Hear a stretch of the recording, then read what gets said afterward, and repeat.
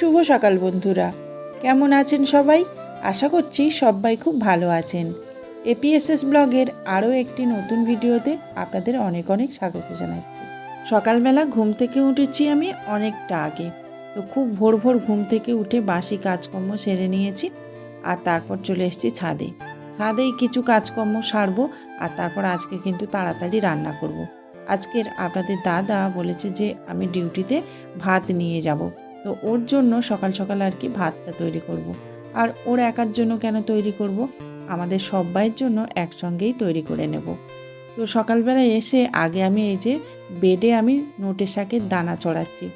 জানেন তো, এই যে এই বেডটা আমি করে রেখেছিলাম নোটে শাক বা কলমি শাক, এই শাকগুলো দেওয়ার জন্য। তো আজকের ভাবলাম যে এখানে একটু নোটে শাকের দানা ছড়িয়ে দিই। তো এই যে দেখুন একটা বেড আছে, এই বেডেতে অনেকটা কিন্তু কম মাটি দেওয়া আছে, তো সেই জন্য আমের এই আটিগুলো এখানে দিয়ে দিচ্ছি।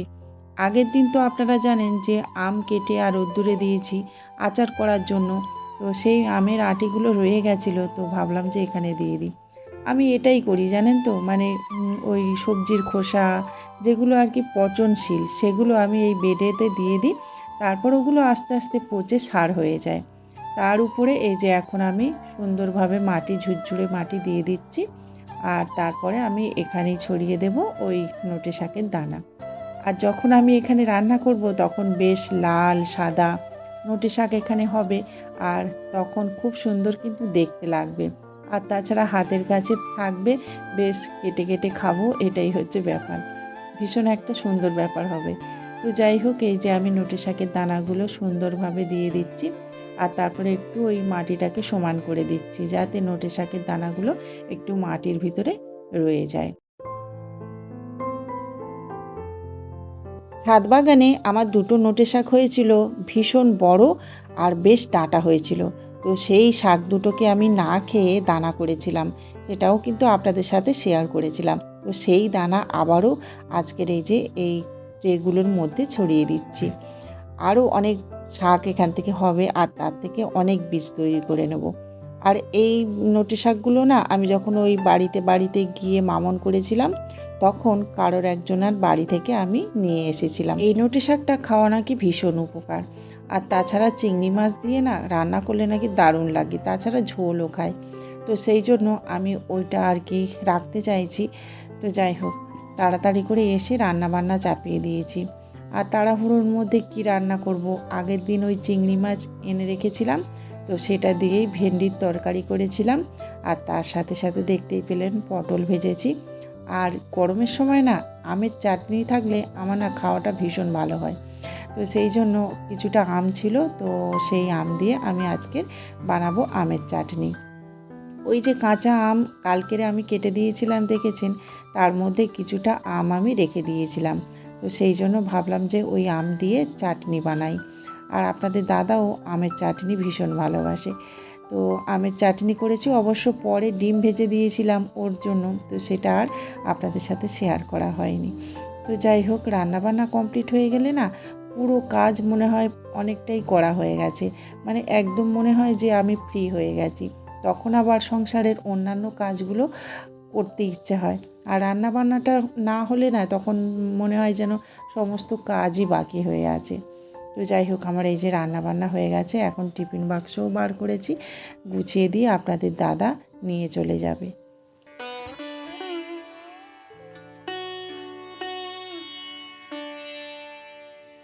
রান্নাবান্না হয়ে গেছে, আর আজকের আমি একদম ফ্রি হয়ে গেছি। তো সেই জন্য ভাবলাম একটু নিজের প্রতি যত্ন নেওয়া যাক।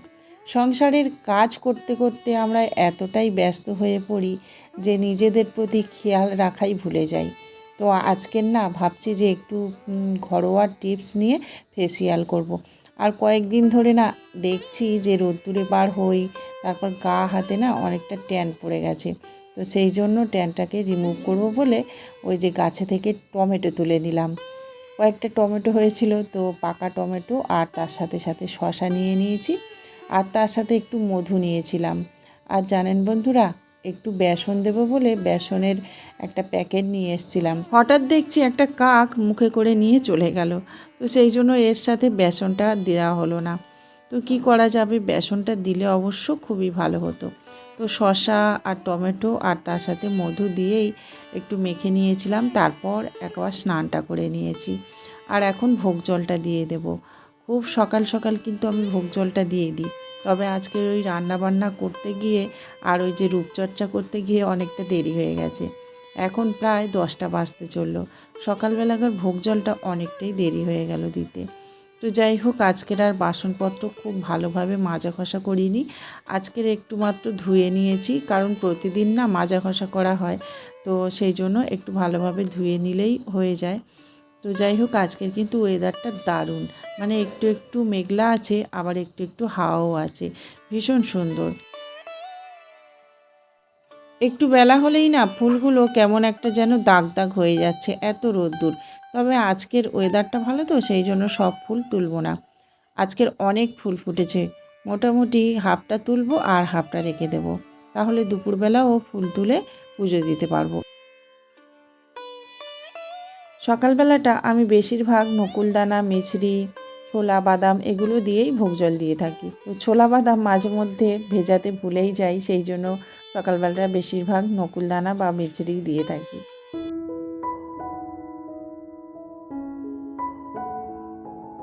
সকালের ভোগ জল দেওয়া হয়ে গেল, তারপর রান্না বান্নাও করা হয়ে গেল, অনেকটা কাজ কিন্তু আমার সারা হয়ে গেল।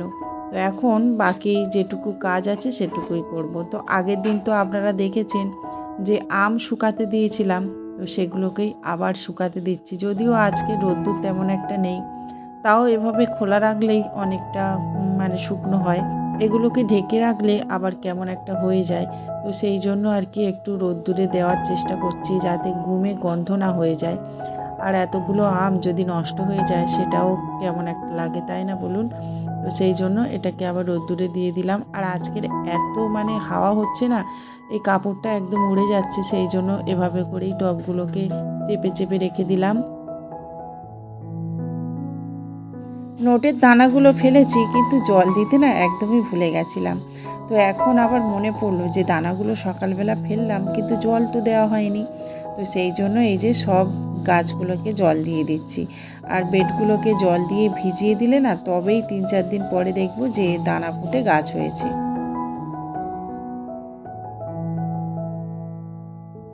রান্নাবান্না হয়ে গেলে মনে হয় যেন অনেকটা কাজ হয়ে গেছে, কিন্তু সংসারের কাজ তো আর শেষ হয় না। সংসারের কাজ আপনি যতই করবেন ততই বাড়বে, সেটা শেষই হয় না। তো এক এক করে দেখুন কাজ আমার মনে পড়ছে।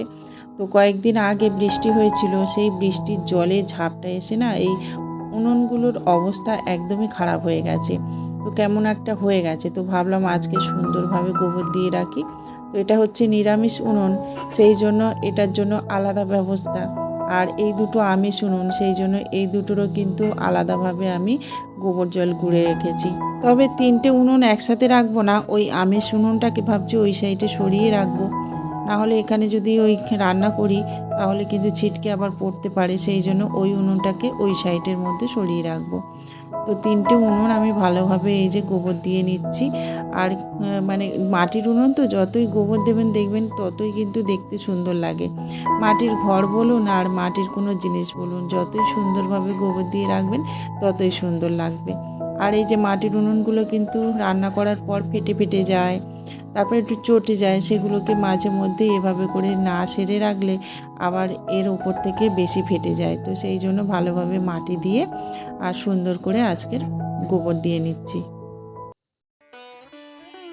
এখন তো বৈশাখ মাস চলছে, তো বৈশাখ মাস জুড়েই কিন্তু তুলসী গাছে জল দিতে হয়, আর সেটাই আমি দিই। তো কার্তিক মাসে যেমন সন্ধে দ্বীপ দান করতে হয়, তেমন কিন্তু বৈশাখ মাসে এই তুলসী গাছকে জলধারা দান করতে হয়। আর সেই বৈশাখ মাসের শেষ দিনে জলধারা খুলে নিতে হয়। তো যাই হোক, এই যে এখন আমি জল দান করছি। তো প্রতিদিন আমি ওই ভোগ জল দেওয়ার পরে পরেই যদিও জলদানটা করে থাকি, তবে আজকের অনেকটা দেরি হয়ে গেছে।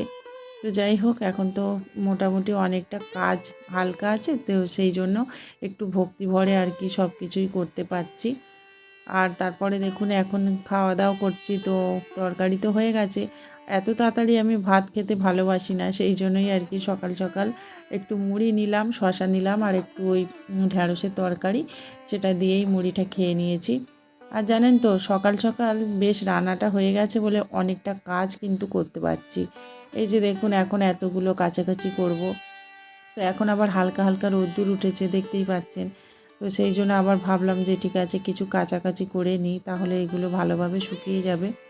আর প্রতিদিন না কাচলে না অনেকটা করে জামা জড়ো হয়ে যায়, তখন আবার বেশি কষ্ট হয়। আপনারা তো দেখেন আমি অনেকটা করে একসাথে করেই কাচাকুচি করে দিই। তো যাই হোক এগুলোকে একটু জলে ভিজিয়ে রাখলাম। জলে ভিজিয়ে রাখলে আর কিছুক্ষণ পরে কাচলে কিন্তু দারুণ পরিষ্কার হয়। তো সেই জন্য ওগুলোকে রেখে দিলাম, ভাবলাম যে একটু পরেই কাচবো। আর তারপরে এখন দুপুরের ভোগ জল দেওয়ার জন্য ফুলগুলো তুলে নিচ্ছি। তো দুপুরবেলা আরও একটু ফুল আছে, সেটাই নিয়ে আর কি পুজো দেব। এখন তো 3 বেলা ভোগ জল দিই, তো সেই জন্য না বেশিরভাগ সময়টা আমার ঠাকুর ঘরেই কেটে যায়। আর ঠাকুর ঘরের কাজ করতে আমার ভীষণ ভালো লাগে, ঠাকুরের সাথে থাকতে আমার ভীষণ ভালো লাগে। তো সেই জন্য একটু বেশি সময়ই ঠাকুর ঘরে কেটে যায়। তো যাই হোক এদিকে দেখুন আমগুলো মোটামুটি অনেকটাই শুকনো হয়ে গেছে। দুপুরের পুজোটা একটু বেশিক্ষণ ধরে করি, কারণ কি বলুন তো, এই যে ঠাকুরগুলোকে স্নান করাই। তো এটা হচ্ছে গোপুসোনা, গোপুসোনাকে আমি এখন প্রথমে স্নান করিয়ে নিচ্ছি, আর তারপরে একটু চন্দন দিয়ে সাজিয়ে নেব, আর নতুন জামা পরিয়ে দিচ্ছি আজকের গোপুসোনাকে। তো তারপরে আবার শিব ঠাকুরকেও স্নান করাবো, তারপর শিব ঠাকুরকেও একটু সাজিয়ে দিই চন্দন দিয়ে। তো এগুলো করতে করতে মোটামুটি অনেকটাই দেরি হয়। আর ভক্তিভরে এই একটা টাইম আমি মানে সুন্দরভাবে পুজো দেওয়ার চেষ্টা করি। 3 বেলা ভোগ দিই, তো মানে ততটা সময় দিয়ে ভোগ জল দেওয়া সম্ভব হয়ে ওঠে না। হয় রাত্রেবেলা আর কি খুব ভালোভাবে সুন্দরভাবে পুজো দিই, বা না হলে দুপুরবেলাটা সুন্দরভাবে পুজো দিই। সকালবেলাটা তো খুব ভালোভাবে হয়ে ওঠে না, কারণ সকালবেলা অনেকটা কাজ থাকে। তো যাই হোক ভোগ জল দেওয়া হয়ে গেছে, এখন খাওয়া দাওয়াও হয়ে গেছে। তারপর বিকালবেলা আবার চলে এসেছি ছাদে।